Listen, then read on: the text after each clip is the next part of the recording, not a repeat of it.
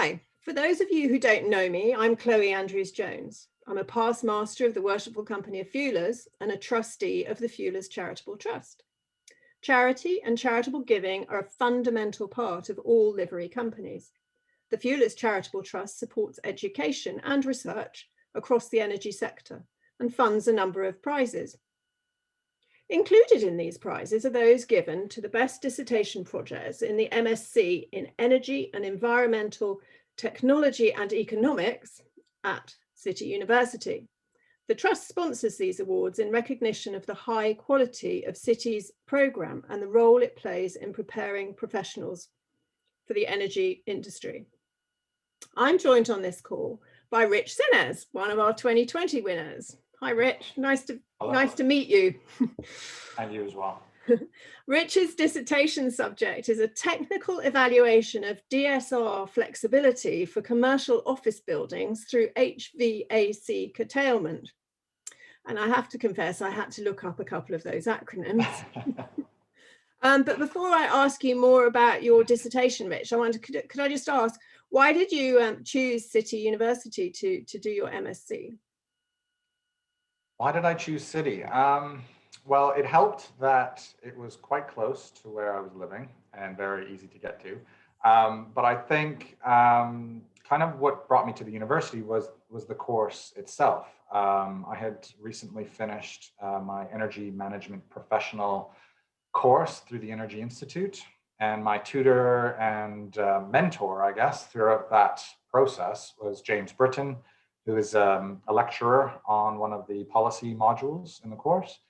And he kind of steered me towards it. I looked at the course, the synopsis, and it seemed like a really industry relevant, kind of pragmatic course. And it kind of drew me in. So being, I'm a bit older, I'm not your typical master's student, a young family. So it was a difficult decision, but decided to go for it. And the application process was quite rigorous. Again, I don't have an undergraduate degree, so I'm an electrician by trade. To go on a master's course is not, I guess, what you call typical. But I was able to convince them to let me in. And congratulations for that. And I didn't look back. I really enjoyed the course. The university experience was an adjustment to get used to, and thankfully we ended up getting all our taught module classes in pre-lockdown, which was great, and hopefully the students in this cohort are managing well in these new times we're living in. Thank you. So you mentioned that you were an electrician by trade. Did your interest in the energy, the broader field of energy, come from your work in that? Definitely. So my background as an electrician is in building control systems and automation. So I think I got into energy management just by virtue of the fact of just being exposed to these big control systems and these massive energy hogging buildings and trying to make things run as efficiently as they can. And the company I was working for at the time, our clients were asking for it, shouting about it, and I ended up getting our company to almost run their own division based on these type of energy projects and innovative analytical systems that can make sense of all the data that's coming out of these control systems and buildings. So from an energy standpoint, it was really interesting to me, and the course itself, I felt suited my skill set in that it brought an economic element to kind of every module, which is obviously quite important in the energy transition that we're going through now. Absolutely.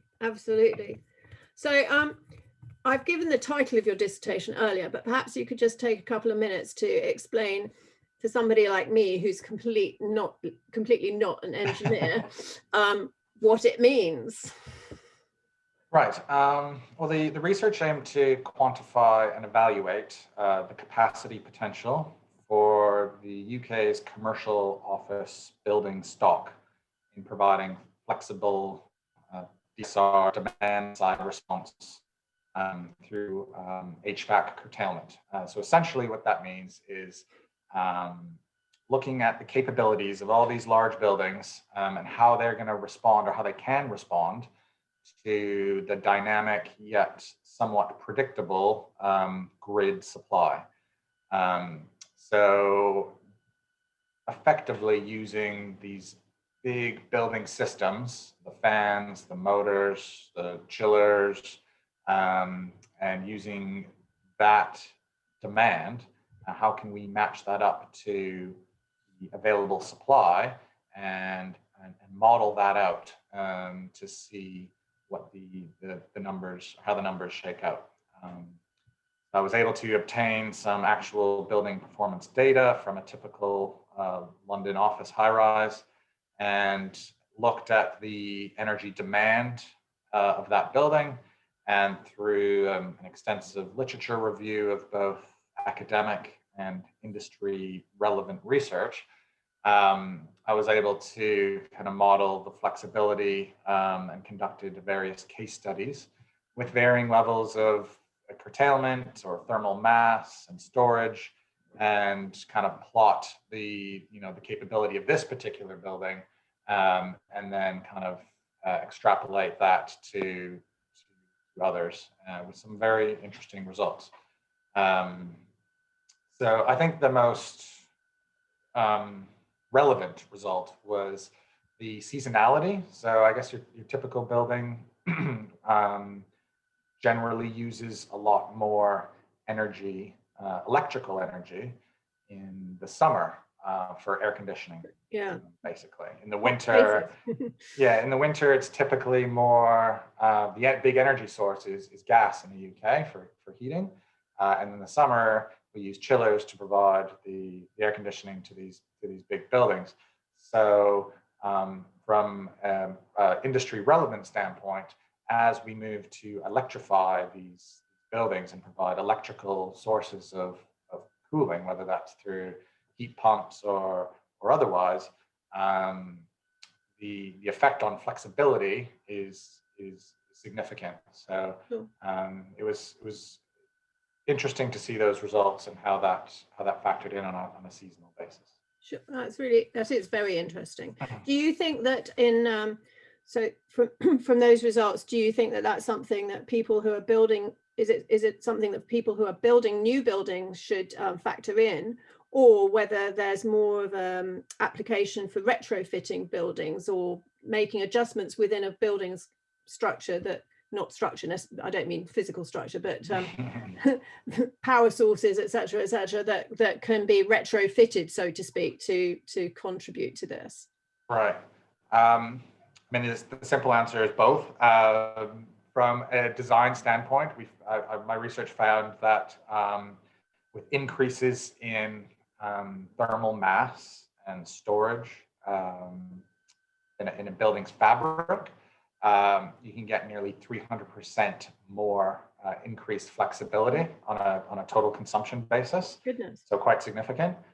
So that's more a design element.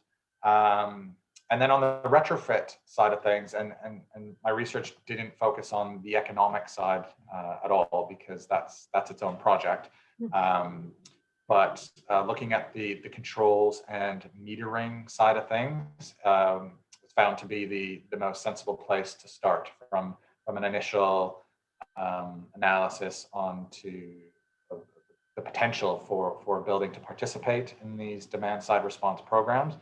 The initial investment definitely would need to come on the control and metering side first, because that's the only way that these buildings are able to kind of take part. Thank you.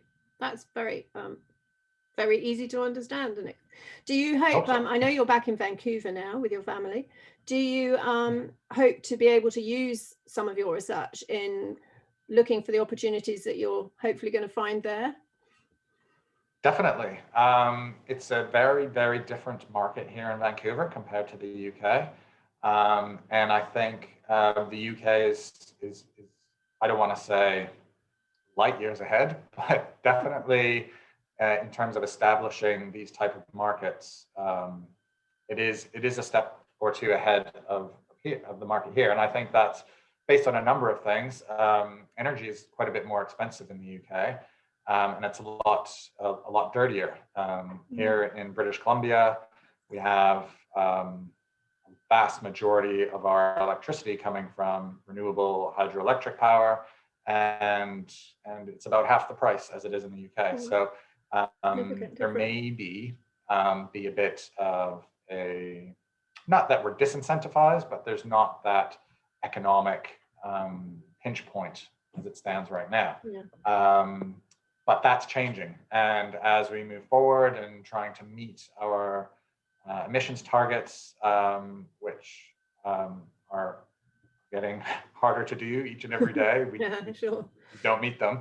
I think I'm hoping to ride that wave of focusing on efficiency and what we can do on the demand side, because time and time again it's been proven to be way more cost effective to focus on the demand side as opposed to investing in supply. Okay, thank you very much indeed. Well, I think all that remains for me to do, Rich, is to congratulate you on winning one of our prizes. Thank you. I'm sure that my fellow fuelers, my fellow trustees and the broader company would like to congratulate you for that and wish you the very best of luck in the future.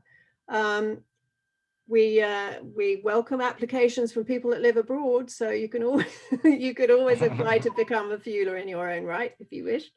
I'm sure we would welcome you, and that's I don't know, that's something that we try to encourage some of our other prize winners to do. Well, it seems like a very interesting organization to be a part of, and thank you for the award. It definitely helps, especially if I'm without work at the moment. A little bonus in the bank never hurts. And it was it was interesting research. I enjoyed doing it. It was tough, but I did enjoy it, and I'm very happy to get a bit of recognition, because that's just the cherry on top. Yeah, definitely. Yeah. Oh, that's great. Well, just before we close, I'd just like to say a couple more things that are sort of more trust-based, if you'll forgive me. We actually have a royal master at the moment. His Royal Highness the Earl of Wessex is our master, and as part of the special types of fundraising we are doing, we have selected 6 projects for people to perhaps target some fundraising and giving during this year, during this period.